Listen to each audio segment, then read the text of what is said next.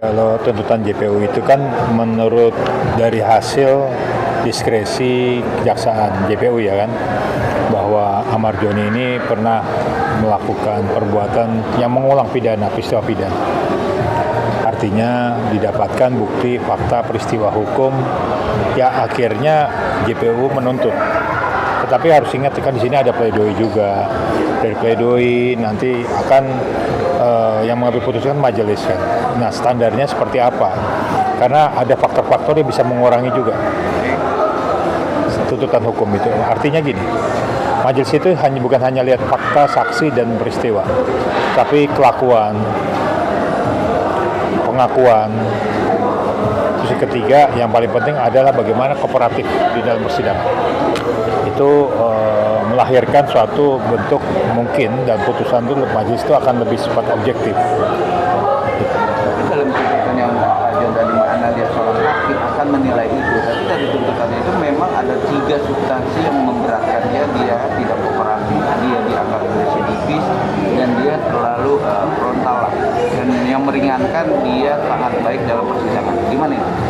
Ya itu ada memang kalau kita lihat ada nilai-nilai tersendiri. Bagaimanapun juga bahwa majelis ini kan mempunyai putusan yang sifatnya artinya tanpa dipengaruhi intervensi oleh siapapun.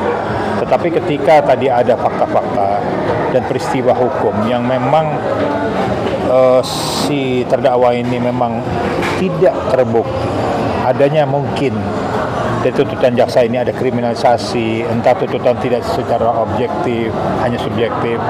Lalu 3, mungkin saja dari keterangan saksi itu berbelit, keterangan saksi tidak kontradiktif, itu akan menjadi putusan majelis yang berbeda.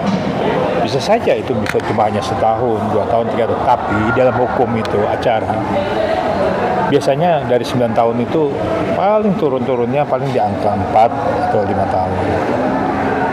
Tapi kan yang juga memberat, kita bicara memberatkan dalam dugaan.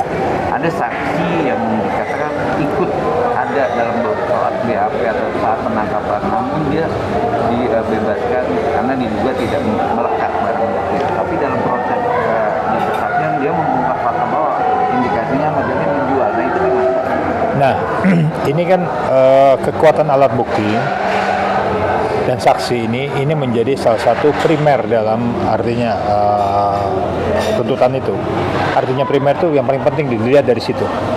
Nah, ketika memang persoalannya adalah bahwa argumentasi seorang penasihat hukum nanti pada saat pledoi itu harus mematahkan dari tadi apa yang disampaikan tadi bahwa fakta-fakta dan peristiwa tidak seperti itu.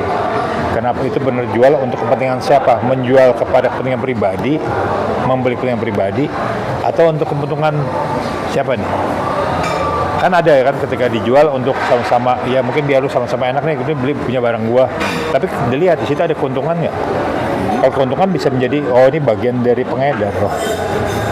Tapi yang buat jadi pertanyaan, kalau konteksnya dia terindikasi barang itu barang siapa, kan pasti ada yang punya atau pemilik besarnya itu, dan sampai saat ini belum ada. Gimana Mas? Iya, mungkin yang arah itu kalau memang itu diangkat di dalam alat pembuktian, sebenarnya bisa saja sampai ke dalam substansi persidangan bahwa barang kamu berasal dari mana, dan itu tugasnya siapa? Tugas penyidik, polisi ya.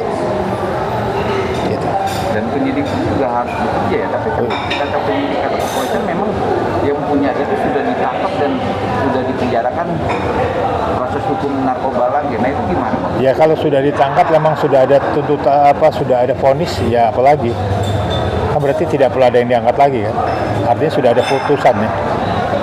Nah sekarang pertanyaannya adalah bagaimana putusan-putusan ini hukum nanti yang tidak mencederai terdakwa, artinya bahwa terdakwa juga harus bisa menerima hasil putusan tersebut dengan logowo. Tapi kalau nggak menerima dengan logowo, ya gimana? Misalnya gitu kan, karena sudah terbukti faktanya, peristiwanya sudah menyalurkan, menjual. Nah, situ masalah itu menjual dengan alasan apapun, faktanya seperti itu. Tapi kata pembeli itu juga konotasinya belum ada pembeli loh Bang. Kan dan belum ada orang yang katakan dia gue beli sama Ahmad Joni. Iya, dia makanya ini ada fakta yang artinya tuntutan ini harus dipatahkan, ya kan, oleh pledoi nanti. Ketika itu dipatahkan lalu memang disampaikan secara objektif, berarti tidak ada barang bukti. Nah itu bisa saja, bukan? Tidak mungkin itu bukan lepas ya, ringan lah putusannya. Ada kemungkinan bang, secara Kecil kemungkinan. mutlak. Karena tuntutannya 9 tahun. Tapi kalau untuk pledoi pengadilan seksual melihat perkara yang dianggap tidak ada saat BAP, ya tidak ada kuasa hukum itu juga pledoi juga masuk juga bang. Ya tetap aja pledoi harus tetap disampaikan. Itu kan haknya terdakwa. Nggak boleh itu pledoi itu nggak dibuat karena artinya pembelaan kita ini akan merupakan garda terdepan ya. Ketika ke depan ini nggak ada pegangannya gimana, ya kan? Gitu. Tapi kan awalnya dia sudah mengerti bahwa dia cuma hanya pemakai. Apakah konteks hakim itu melihat akan dia jadi rehab apa gimana bang? Sebenarnya gini, kita lihat dulu dari faktor diagnosa dulu ya dari kedokteran. Apakah terdakwa ini harus direhab atau tidak? Ataukah ada mungkin semacam ketika dia dimasukin dalam tahanan itu melakukan sesuatu yang mungkin ada terindikasi kesehatan mental, kesehatan jiwa dan fisik gitu. Nah itu perlu dilihat. Kalau dia ada kenaan kesehatan mental, dia harus memang periksa, harus direhab. Tapi ini kalau proses persidangannya bang, dia kadang-kadang tensi emosinya itu naik turun bang. Kan juga ada gejala. Ya sebenarnya kan karena faktornya adalah bagaimana tidak adanya artinya merasa bahwa dirinya tidak salah itu kan yang berat. Dan apa yang diinginkan sesuatu bisa saksi nggak datang, wah ini emosi, nah ini kan sedangkan ini meringankan. Nah itu dia. Memang juga kecewa dalam proses lahir-lahir dia mengajukan saksi itu saksi yang meringan dari lapas. Sudah ada waktu jadwalnya tapi pas momennya dia tidak datang itu juga ada rasa kecewa dan itu juga pantas ya bang. Betul. Itu yang menurut saya indikasinya kuat ya. Bang, melihat dari perkara kasus narkoba kan banyak bang artis-artis yang ditangkap, pakai lagi, ditangkap lagi. Tapi kan mindset masyarakat kan Ahmad Joni itu korban dalam proses hukum narkoba ini. Nah, bang melihatnya gimana bang? Kalau undang-undang narkoba itu kan nggak bisa melihat dia korban atau tidak. Siapa yang terbukti, fakta, tertangkap tangan, dia sudah melakukan perbuatan melanggar hukum. Nggak bisa tuh, bahwa ada kata-kata saya ini korban, saya ini akibat, nggak ada begitu. Kan seorang aktor yang punya aset negara juga bang dari aset. Ya aktor kan juga harus taat hukum. Kalau nggak taat hukum ya siapapun juga harus comot. Tidak pernah hukum, nggak usah aktor, pejabat negara juga mau penyidik mau ke polisi kalau salah kena narkoba itu tetap aja ditangkap kan. Nggak ada yang kebal hukum lah masalahnya. Nah, ini narkoba. untuk situasi memang kan sebagai pernah menangani perkara apapun dalam klien itu harusnya setelah hukumnya apa dia menggiring opini atau yang lebih beritanya kedekatan dia sama seorang kekasihnya itu gimana bang? Itu pengaruh nggak sih bang pemberitaannya gitu loh? Ya sebenarnya narasi-narasi itu dibangun untuk bagaimana positif ya. Jadi memang yang penting pertama adalah kooperatif, yang kedua dia bersifat tidak melawan atau content of court. Terus dia bagaimana dia di persidangan baik. Kalau tidak ada perintangan-perintangan dan sebagainya, saya rasa itu akan meringankan kok.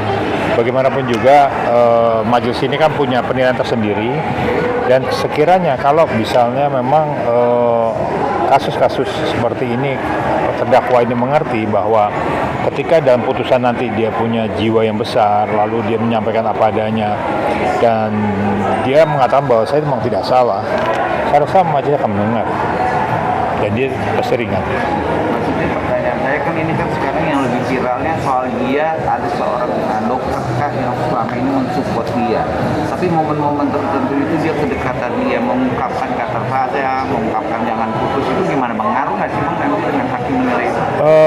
Sebenarnya itu kan bukan pribadi ya, bukan pribadi yang dimana memang seorang si AZ ini memang memutuskan suatu putusan di dalam hubungan ya, yang dimana calonnya ini kan memberikan spirit dukungan tiba-tiba ada keputusan yang menurutnya akhirnya menjadi pengkiraan opini. Nah, itu dia. Nah, pengkiraan opini akhirnya menyangkut masalah eksistensi.